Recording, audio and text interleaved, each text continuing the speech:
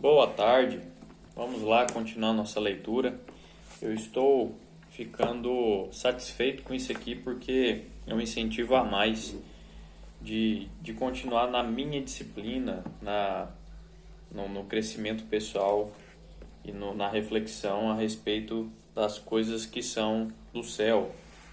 A gente leu lá em Mateus capítulo 6, versículo 33, buscai primeiro o reino dos céus e o restante, e sua justiça, e o resto lhe será acrescentado. Busquem, pois, em primeiro lugar o reino de Deus e sua justiça, e todas essas coisas lhe serão acrescentadas. Vamos lá, capítulo 9 de Mateus. Jesus cura um paralítico. Entrando Jesus num barco, atravessou o mar e foi para sua cidade. Alguns homens trouxeram-lhe um paralítico, deitado em sua maca. Vendo a fé que eles tinham, Jesus disse ao paralítico: tenha bom ânimo, filho, os seus pecados estão perdoados. Diante disso, alguns mestres da lei disseram a si mesmo: este homem está blasfemando. Conhecendo Jesus os seus pensamentos, os pensamentos dos mestres da lei, disse-lhes: por que vocês estão pensando maldosamente em seu coração? Que é mais fácil dizer, os seus pecados estão perdoados, ou levanta-se e ande? Mas para que vocês saibam que o Filho do Homem tem na terra autoridade para perdoar os pecados. Cadê? Eu tenho que achar um lugar certo para olhar, porque eu fui olhar para minha cara e me perdi aqui. Desgrama. Mas para que vocês saibam que o Filho do Homem tem na terra autoridade para perdoar pecados, disse ao paralítico: levante-se, pegue a sua maca e vá para casa. Ele se levantou e foi. Vendo isso, a multidão ficou cheia de temor e glorificou a Deus, que dera tal autoridade aos homens. O próximo versículo aqui é o versículo 9 e já está com o título de chamado de Mateus, ou seja, aquela primeira história, a cura do paralítico, termina aqui e Mateus narra o seu próprio chamado.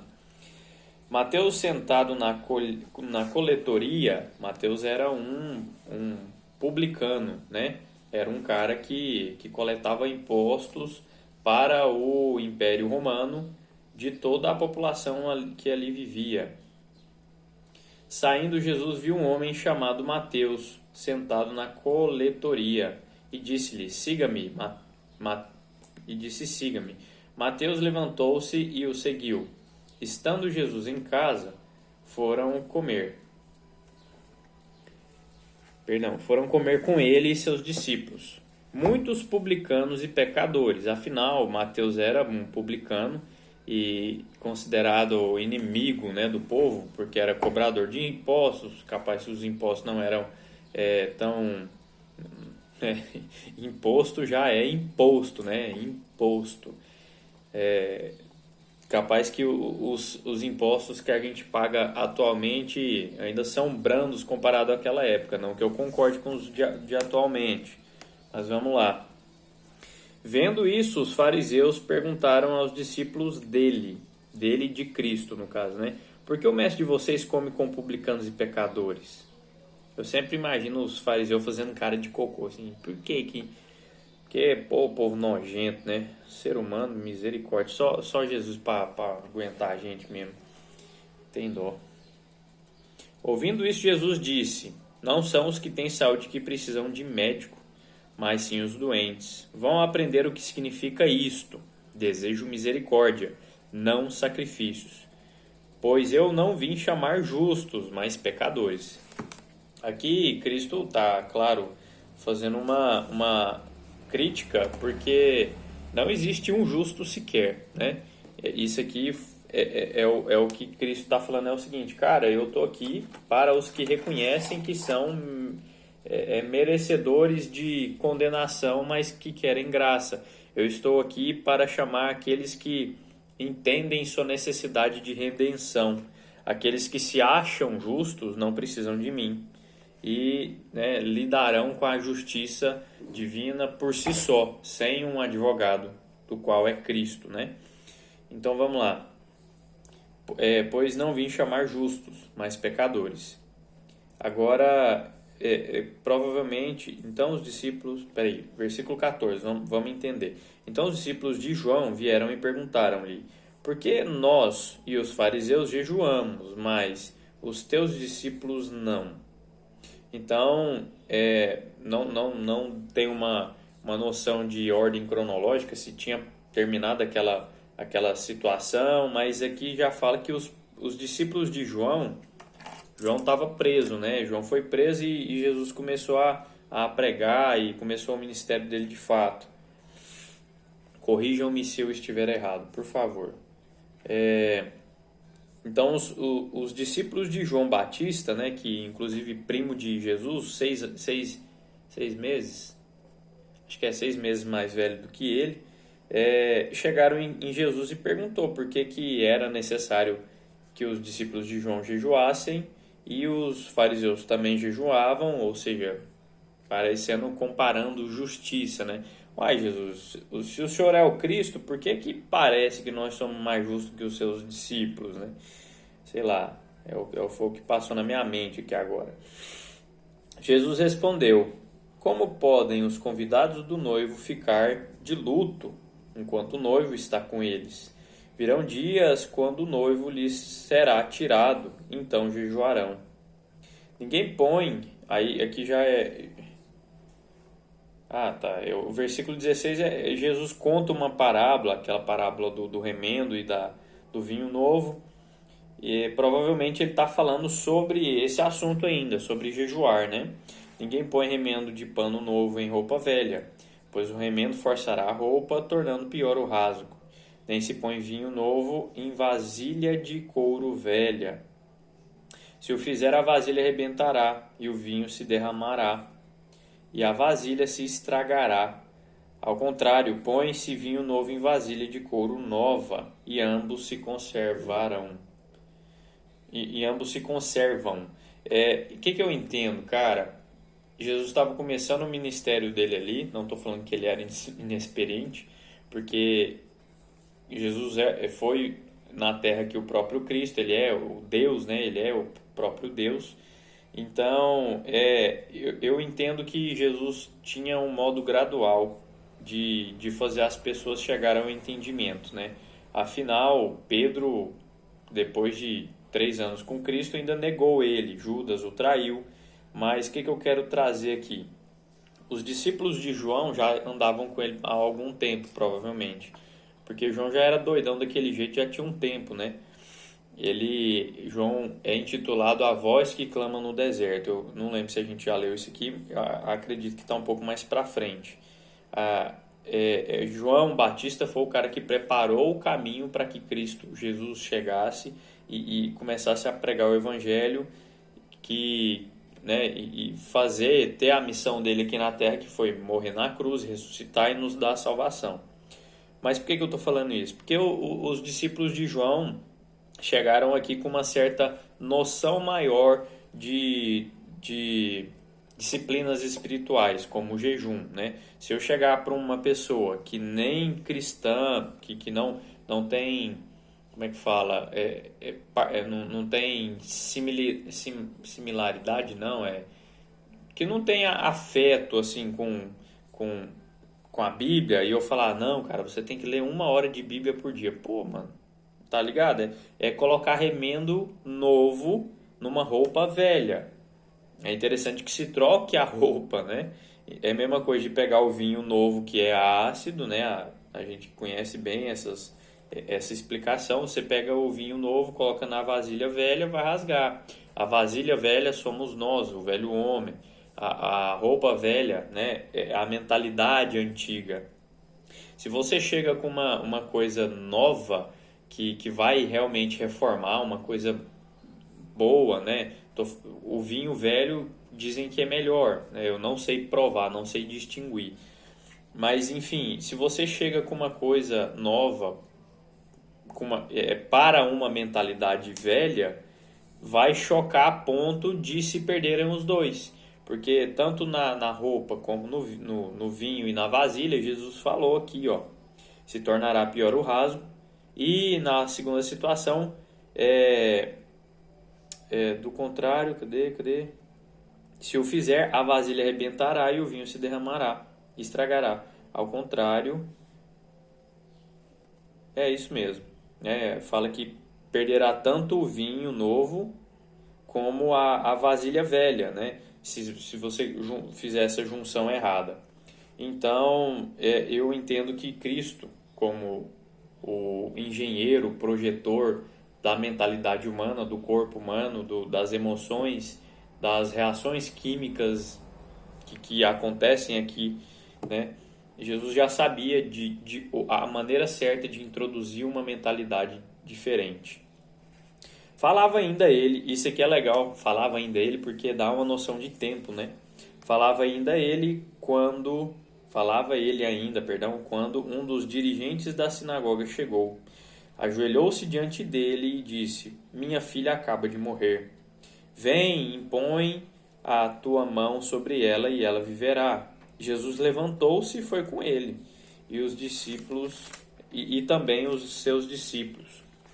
Nisso, uma mulher que havia 12 anos vinha sofrendo de hemorragia. Então, é interessante a gente imaginar, né, a cena. Jesus estava ali falando sobre a vasilha, o vinho e tal, a roupa. Aí chega um doidão lá e fala: Cara, minha filha morreu, bora ali, salva minha filha. Aí ele levanta, vai, e no meio disso tudo ainda acontece outra coisa, né? Uma mulher que sofria de hemorragia há 12 anos chegou por trás dele e tocou na borda do seu manto, pois dizia a si mesmo: se eu tão somente tocar o seu manto, ficarei curado. Ou seja, se eu simplesmente encostar em Jesus, eu ficarei curada. A fé que ela tinha era essa. Tem água aqui.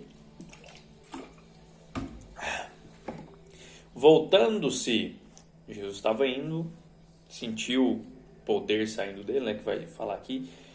Voltando-se, Jesus a viu e disse: Ânimo, filha, a sua fé a curou. Desde aquele instante a mulher ficou curada. Quando ele chegou à casa do dirigente.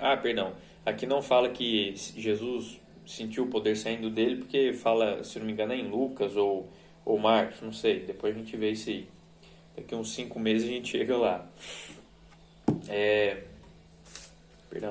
Quando ele chegou à casa do dirigente da sinagoga, que foi o doidão que pediu para ir lá curar a filha dele, ressuscitar, na verdade, né? Jesus viu os flautistas e a multidão agitada, que provavelmente ali era um ritual de enterro, né, fúnebre. Disse: Saiam, a menina não está morta, mas dorme. Todos começaram a rir dele. Depois que a multidão se afastou, ele entrou e tomou a menina pela mão, e ela se levantou. A notícia deste acontecimento espalhou-se por toda aquela região. Cura de 2 cegos e um mudo. Aqui já é uma outra situação. Aqui, ó. Tá vendo? Quando tem... Vai estar ao contrário, não dá pra ver, mano. Vai estar aqui, ó. Tá vendo que tem umas letrinhas diferentes? Não vai dar pra ver, não. Mas tem os títulos aqui. Eu vou grafar aqui. E aí vocês vão... A cura de 2 cegos e um mudo.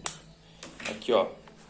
Quando eu falo dos títulos, é isso aqui. Isso aqui é um título. Tá, ao contrário, você não vai entender nada. Eu não sei o que eu faço. Podia colocar um espelho. Vai dar certo, não. Saindo Jesus dali, 2 cegos o seguiram, clamando: Filho de Davi, tem misericórdia de nós. Entrando ele em casa, os cegos se aproximaram e ele lhes perguntou: Vocês creem que eu sou capaz de fazer isso? Eles responderam: Sim, Senhor, nós cremos, né? Estava afirmando. E ele, tocando nos olhos dele, disse: Que lhe seja feito segundo a fé que vocês têm. E a visão deles foi restaurada. Então Jesus os advertiu severamente: Cuidado para que ninguém saiba disso. Eles, porém, saíram e espalharam toda a notícia naquela região. Imagina, cara, cego. Cara, os caras né, maior desejo do coração dos caras era ver Jesus falar para eles. Não falar que não era, né, para causar burburinho e tal. Mas a felicidade dos caras impediu de obedecer essa advertência de Jesus, né? Eles, porém, saíram e espalharam a notícia por toda aquela região. Enquanto eles se retiravam, foi levado a Jesus um homem endemoniado que não podia falar. Quando o demônio foi expulso, o mudo começou a falar. A multidão ficou admirada e disse: Nunca se viu nada parecido em Israel. Mas os fariseus diziam, fariseus, né, os hipócritas, os mestres, os responsáveis por carregar a palavra de Deus naquela época. É pelo príncipe dos demônios que ele expulsa demônios. Então, os fariseus estavam acusando Cristo de ser um encapetado e expulsar os outros capeta com o poder de capeta, né? Poucos são os trabalhadores. Aqui já é um outro título ainda no versículo, no capítulo 9. Só uma observação, Jesus cura cegos e mudos. Existe uma profecia, né, que fala assim, até João Batista vai ficar meio em dúvida ali mais para frente, a gente vai ver isso aqui, e João Batista vai perguntar assim, Jesus, na verdade João Batista tá preso, chama os discípulos dele e fala, velho, dá uma perguntada lá para esse Jesus, pro meu primo lá, para ver se ele é o cara mesmo, porque eu tô preso, e aí, o que vai acontecer? Aí Jesus responde assim para os discípulos dele, né? Só fala isso aqui para João Batista, os cegos veem, os mudos falam, né? Então, os aleijados andam, ou seja, sinal de que coisas diferentes estão acontecendo. Mas vamos lá. Poucos são os trabalhadores. Jesus ia passando por todas as cidades e povoados, ensinando nas sinagogas, pregando as boas novas do reino e curando todas as enfermidades e doenças. Ao ver as multidões, teve compaixão delas, porque estavam aflitas e desamparadas como ovelhas sem pastor.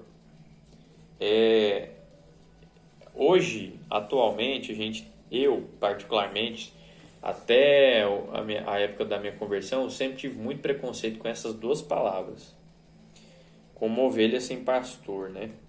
Ovelhas e pastor, porque diante de tantos escândalos de falta de caráter no meio cristão, né? A gente já tem um certo ranço dessa palavra pastor. E isso, graças a Deus, foi quebrado na minha vida, mas eu reconheço isso como uma coisa séria e a gente tem que conversar sobre. Porque, né, o porquê, tudo tem um porquê, tudo na língua, principalmente, tem um porquê. Jesus falava sobre pastores e ovelhas porque lá tinha muito dessa cultura. Provavelmente, se fosse hoje, aqui no Brasil, se Jesus for, né, tem até o filme Deus é Brasileiro. Ixi, eu não sei se eu podia falar, mas vamos ver o que vai virar. Se Jesus tivesse vindo na cultura brasileira, provavelmente ele falaria sobre gado, sobre vaca e o peão, né? Então, o gado está sem peão, o gado está sem guia, porque só que é um pouco diferente, na verdade, porque a ovelha ela era usada como um recurso financeiro, mas não necessariamente para alimento, né? O gado, a gente aqui, principalmente no Goiás, a gente usa muito para alimento. Mas naquela época, os pastores, eles eram uma protocooperação. Na biologia tem um nome certo, né? A ovelha se interessava em ficar perto do pastor porque ela ficava protegida de predadores, e o pastor usufruía da lã da ovelha e não da carne, né? E então, quanto mais ovelha tinha, mais procriava e mais lã teria, mais roupa, mais recurso, né? Enfim, era o comércio deles lá. Então, é por isso que Jesus fala sobre pastores e ovelhas, né? Aqui em Goiás, no Brasil, acredito que é mais para a região do sul, que possa ter alguma cultura de caprinos, alguma coisa assim do tipo, de ovelhas e tal. Mas às vezes fica meio deslocado para a gente tem que tentar entrar dentro da história, do contexto histórico para conseguir entender melhor. Bicho, eu já tô falando demais, 20 minutos. Mas tô fazendo isso aqui, é para mim, é para Deus mesmo. Tá bom. Jesus ia passando por todas as cidades, tal.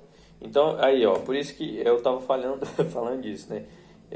Estavam aflitas e desamparadas como ovelhas sem pastor. Então disse aos seus discípulos: a colheita é grande. Jesus estava olhando para pessoas, para a multidão, né? E disse que a colheita é grande, mas os trabalhadores são poucos. Peçam, pois, ao Senhor. Passando o caminhão da pamonha ali. Não é nem carro, é caminhão da pamonha. Não, estou zoando. Peçam, pois, o Senhor da colheita que envie trabalhadores para a sua colheita. E aqui termina o capítulo 9. Jesus chamando nós de colheita.